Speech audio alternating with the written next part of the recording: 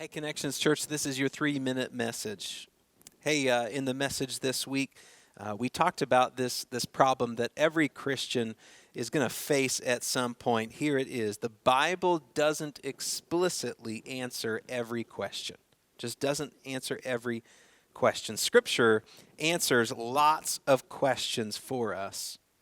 Answers lots of questions about how we are to live as Christians, but it does not answer every single questions. For example, if I was wondering whether or not it's okay for me as a Christian to go get a belly button ring, there's just no verse available. At least I haven't seen a verse that tells me whether or not that's okay. You're welcome for that picture you have in your mind right now. But here's the thing. Paul gave us direction on how we are to navigate disputable or non-essential matters. He gave us some great direction on that. And this is really good news for us because the church today is dealing with lots of disputable issues. Here's the big question for today.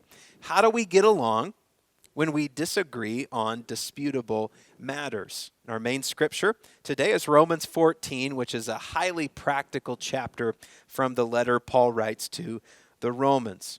Church members in Rome were dividing over multiple issues like religious diet and whether or not they needed to honor specific Jewish holy days or not. And Paul gave them direction on how to live in harmony with one another, even though they disagreed. Paul's first answer is this: do not judge one another.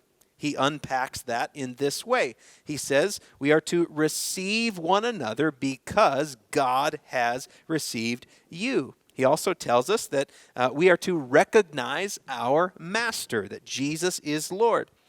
Third is he tells us we need to become fully persuaded. And lastly, he tells us that we need to allow God to be the judge.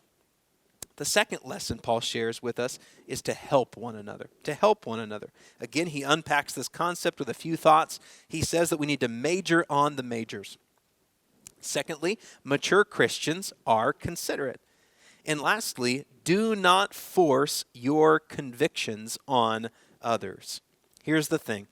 Mature and considerate Christians will value people more than their opinions.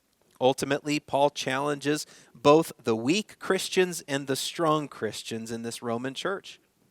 The weak Christians need to grow in their knowledge so they can better discern how to conduct themselves, while the strong need to grow in their love for the weak Christians. You can check out the full message at connectbillings.com/watch.